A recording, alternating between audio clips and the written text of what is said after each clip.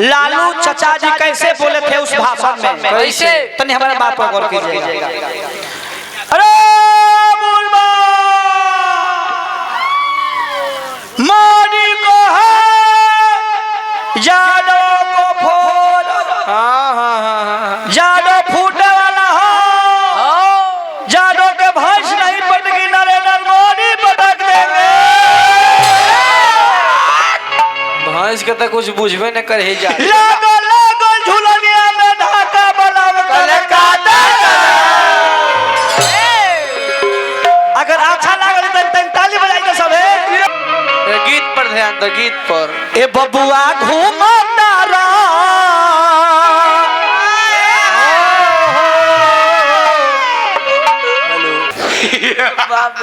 देवे के बाद तो हंस के ताकि हमरो मन लगे तोहरो मन लगे। तनी तनी गुदगुदी बोल। माहौल में हंसिए के मूछ खा के दिह। अने तो ऑनलाइन हंसबू तो कैसे होई। ए बबुआ आउ चाचा कहले का, हे बबुआ घूमता राजी सटी सट पेड़ के,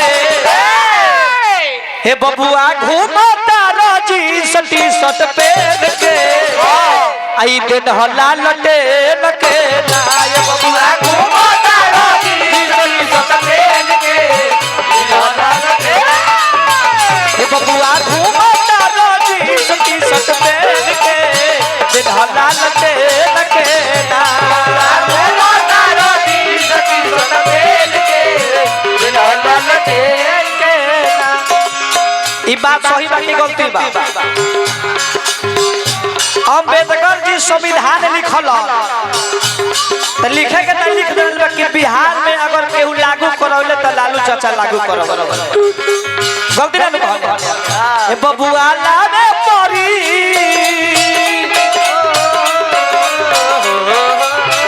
ए भैया लावे परी लालू जी के फेर से, दिन हलाल ले लगे ना।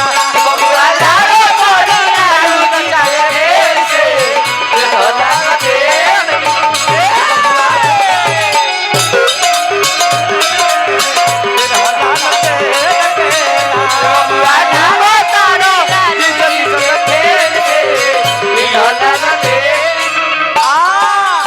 और वो लोग से एक निवेदन बा कि अब की विधानसभा के इलेक्शन आवता, हमार घर सोनपुर विधानसभा में पड़ेला, तो हमने के राजद के छोड़ा के दोसर के आज ले सीट ना आई इनकर विधानसभा बा, रुपया लेके बीजेपी में जाके वोट मारे साथ एकदम बीजेपी में जाके मारे भैया बीजेपी के जाके वोट दे। वोट वोट खाली आरजेडी के, खाली आरजेडी के, बीजेपी के लो अब मजा लेवेला। बाबू आओ कहे के बता परोर कतनो महंगा होई बाकी आलू ना होई, परोर कतनो महंगा होई बाकी आलू ना होई, तो देता होई रे बाकी केहू चाचा चालू ना होई, तो देता होई रे तो बाकी चाचा चालू ना होई।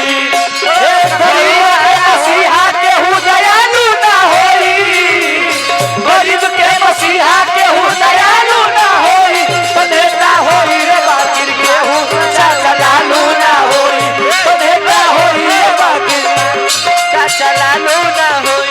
हे बबुआ घूमता रोटी सती सट पेड़ के, हे हरा लगे के ना।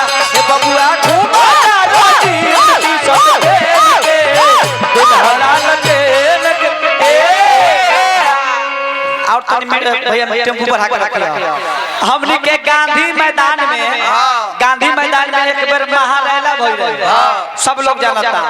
आ ओह पे देखी लालू चाचा जी एगो भाषण कइले रहली, बड़ी वायरल भइल रहे। आ देखी कैसे बोलले रहले, तनी बात पर सब केहू गौर करी। हम गीतो गाएं तो सब लोग के बने लागे। लालू चाचा जी कैसे बोले रहले, तनी हमारे बात पर गौर करी। लालू चाचा जी कैसे बोले थे उस भाषण में, कैसे? तनी हमारे बात पर गौर कीजिएगा। अरे बुलबा मोदी को है जादो को फोड़, जादो फूटे वाला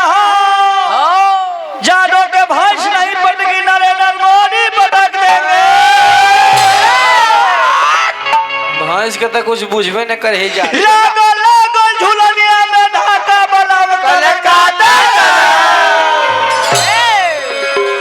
अगर अच्छा लागल त ताली बजाई दे सबे। आ बाबूआ भाव बा उ बाबा कहले के सुनो ए बाबा कि घूमता रसबरो तू आले मोछिया योई ठीके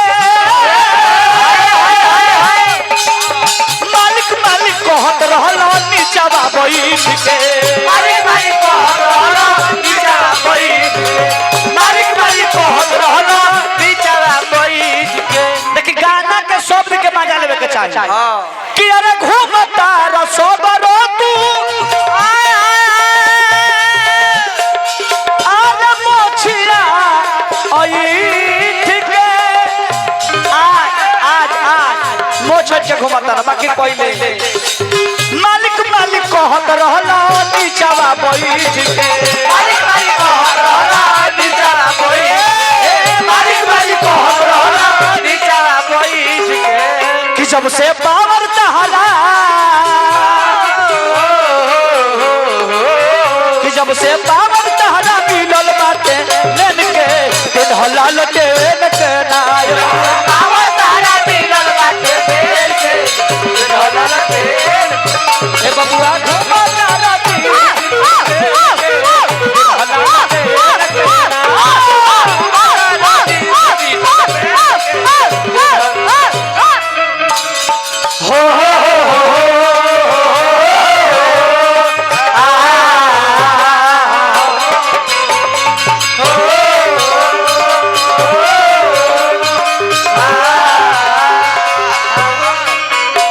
मेरे देश की धरती मेरे देश की धरती सोना उगले उगले हीरे मोती मेरे देश की धरती मेरे देश की धरती सोना उगले उगले हीरे मोती मेरे देश की धरती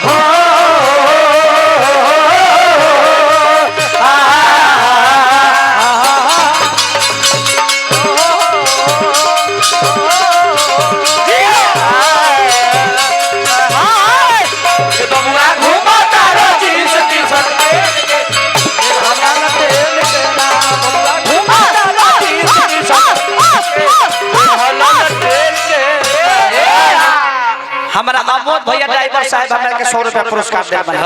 अमोद भैया कहां बा भैया के प्रणाम करता हूं। अब फिर हमारा विशाल भैया पुरस्कार दे बना भैया के पलगी में हार्दिक अभिनंदन। अच्छा यही में गा दे अच्छा गा देते हम कि मेरी मेरी खाके क्रिया देले बदल पर किया मेरी मेरी खाके क्रिया देले बदल पर किया और जदी के झंडायो में कैसे लहराओगे राजे के झंडायो की कैसे लहराओगे अरे लालू जादो डरलो नहीं रे सभी डरतोगे अब की आवाज की पार्टी अकेले लड़तोगे अरे लालू जादो डरलो नहीं रे सभी डरतोगे अब की आवाज मेरी मेरी खाके क्रिया तेरे बदल पर गिरिया मेरी मेरी खाके क्रिया तेरे बदल पर गिरिया आजादी के झंडाओं में कैसे लहराओगे आजादी के झंडाओं में कैसे लहराओगे अरे लालू जाही डरलो अब पे न डरतोगे आई अब की लालू की पार्टी अकेले लड़तोगे अरे लालू जादो डरलो नहीं अब डरतोगे अब की आवाज की पार्टी अकेले ए बबुआ घुमता राजी सटी संगे दिन हलाल के बबुआ घुमता राजी सटी संगे दिन हलाल के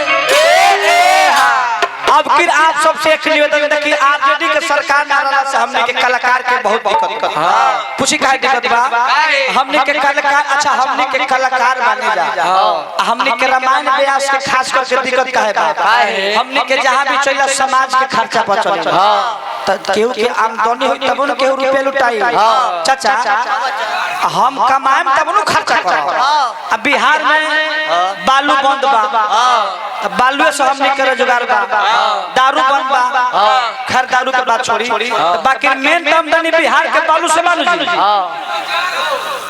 रोजगार नहीं थे। लालू चाचा के पुत्र हम तेजस्वी भैया डिप्टी सीएम बनकर 5 लाख तक नौकरी देने का काम किए 3 लाख से 5 लाख जो 17 साल में नहीं किए लोग हमारे तेजस्वी भैया 17 महीना में करके दिखाए।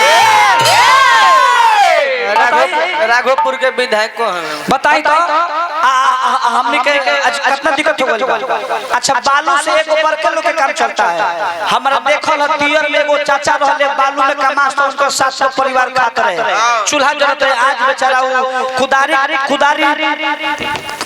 से खेत खोदने जाते हैं तो 200-300 रुपया मिलता है उससे अनुसार तो परिवार चलेगा। और जितना परिवार रहेगा इन पर पड़ेगा कि नहीं पड़ेगा इस पर ध्यान देने के चाहिए कि ना। लास्ट में कहे कबा का कि चांदी पर सागर को अरे सच बोलिया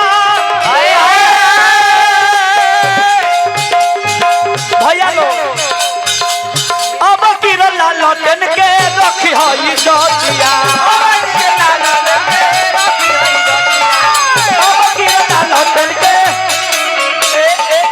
सुनदीप सागर को है अरे सोची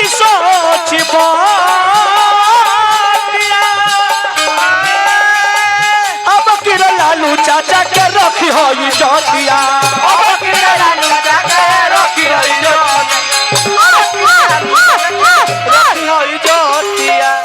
ताकत यूज करे पड़ी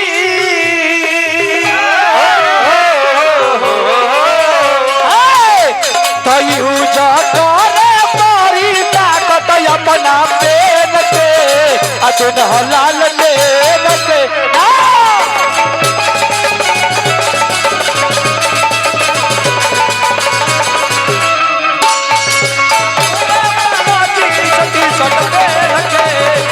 हलाल देन देना ये बबुआ घूमदार